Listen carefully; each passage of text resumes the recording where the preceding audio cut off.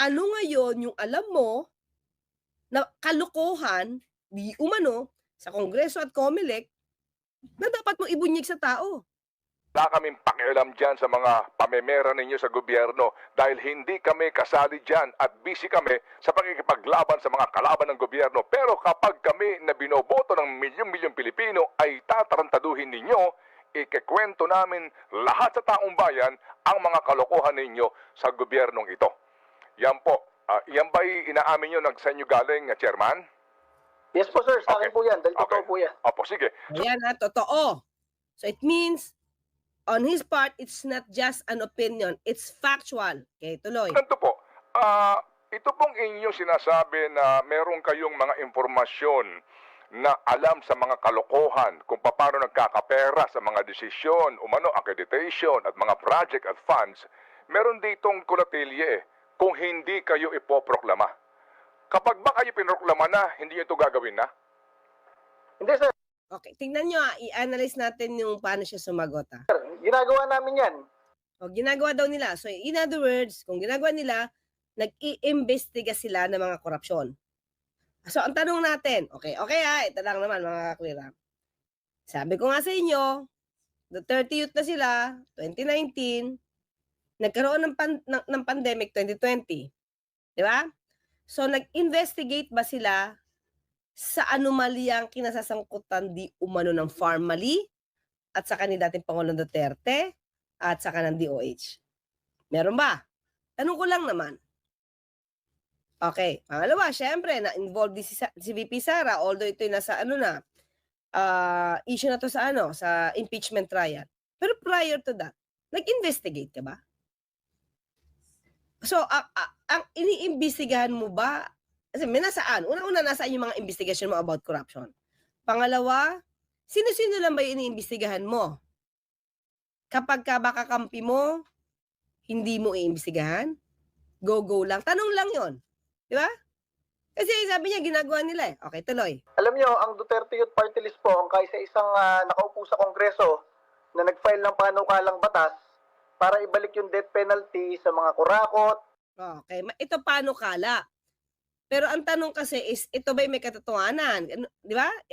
Ito ba sinabi yung may katotohanan? Totoo po yan. So, anong ginawa nyo? Okay. Sa mga teroristang NPA at sa mga kriminal sa ating gobyerno. Ngayon, wala nga po nagko-co-author sa amin kasi tungkol yan sa plunder at corruption po eh. Yung death penalty na ibinabalik natin. Opo, pero yun po'y panukala. Pero Okay, maliwanag Pero yun ay panukala. Ang panukala nyo is about ang penalty, death penalty, tungkol sa plunder. Ang tanong is, ito tungkol sa COMELEC at Kongreso na dapat mong ibunyag dahil may nagkakapera sila sa mga desisyon, sa mga accreditations. Yun yung tanong. Anong meron kang ebidensya? dito po kasi sinasabi nyo, opo, sasabihin namin sa taong bayan lahat ng kalokohan. Ibig sabihin po, mag-expose kayo ng mga katarantaduhan, kalokohan. Pati kaninyo doon sa mga aregluhan ng kaso sa COMELEC. Iba ho yun sa pag-file ka ng bill, no?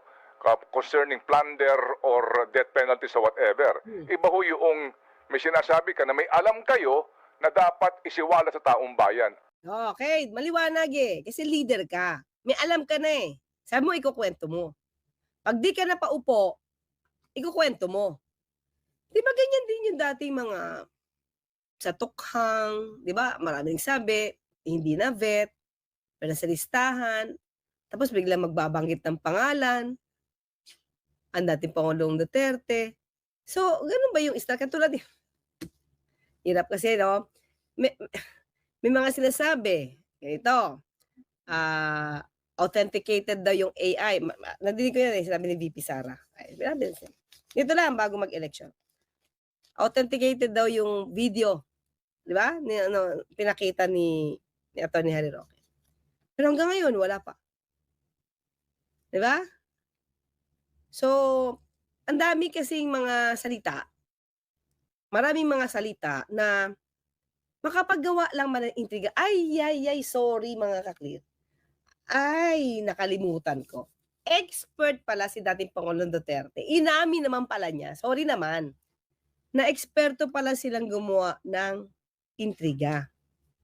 Eksperto rin pala siyang gumawa at magplanta ng ebidensya. Nakalimutan ko, mga ka-clear. So, I mean, just look at the pattern. Gumagawa ba ng intriga? Nagpaplanta ba ng ebidensya? So, tingnan natin kung paano sasagutin to. Ang tanong hindi natin pinag-usapan yung bill na ginagawa nyo. Wala pa nga daw co-author, kaya hindi na, may naipasa na ba itong batas? Tanong ko lang, i-research kasi later, i-research natin.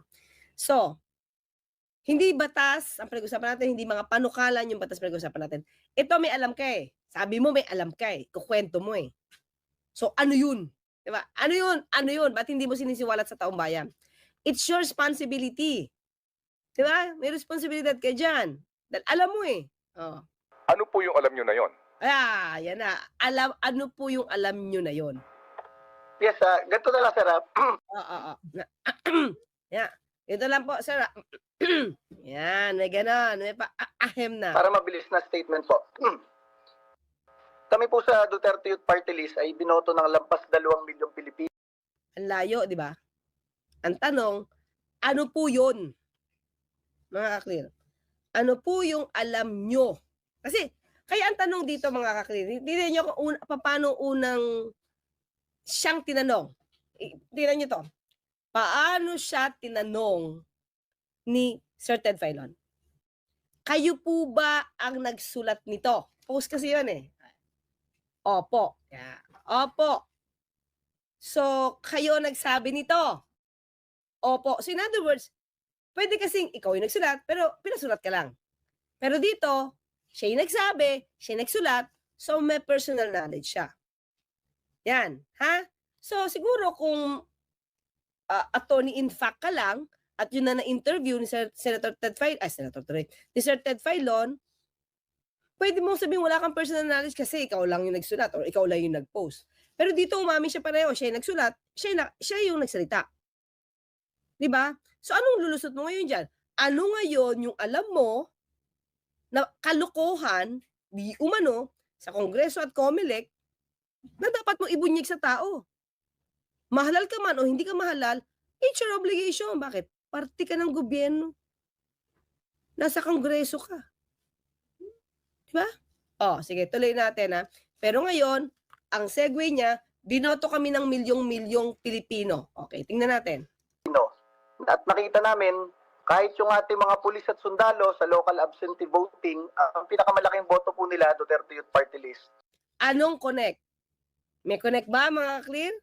Kahit ikaw pa yung nag-number 1, kahit buong Pilipino na botante ikaw binoto, anong connect niyan doon sa sinasabi mo na ikukwento mo yung iyong alam? Ang tanong is, ano ang alam mo sa sinasabi mong kalokohan sa Kongreso at sa COMELEC na pinagkakaperahan? Diba? So, nasasagot niya ba ng diretso? Ang ating po mga OFW sa iba't ibang bansa. Binoto kami ng police, binoto kami ng OFW. Anong connect? Di lang naman tanong. Anong connect sa tanong? America man yan, Middle East, Hong Kong, and everywhere, Duterte Youth Party List po ang binoto. Ibig sabihin, napakaraming Pilipino po, OFW man yan, police o sundalo man yan, ay nagtitiwala sa Duterte Youth Party List. Oo nga. Sige na, nagtatiwala na sa'yo kasi pangalawa po kayong malaki ang boto. Okay na tayo dyan. It's a fact. It's a fact na maraming nagtiwala sa'yo or maraming nangampanya sa inyo. Diba? Kaya nagpangalawa kayo. So ngayon ang tanong, ano ang alam mo, ano itong kwento na isisiwalat mo sa taong bayan tungkol sa kalokohan? Ano yun? Okay? Ngayon po, hindi kami makaupo sa Kongreso, kami binoto. Alam nyo, ito yung warning ko dyan sa Kongreso. Diba? Pwede naman magsabi kung ano eh. Kasi siya yung nagsulat. Warning ko sa gobyerno, warning ko sa COMELEC. Alam nyo, kami sa Duterte Youth Party List, ang aming advokasya lamang talaga ay labanan yung recruitment ng ating mga kabataan papuntang NPA. Ayaw namin masayang ang buhay nila. Kaya nga, Ano? Bakit lumayo na, Mr. Cardema? Sagutin niyo lang po yung tanong. Muna. Ano yung kwento mo?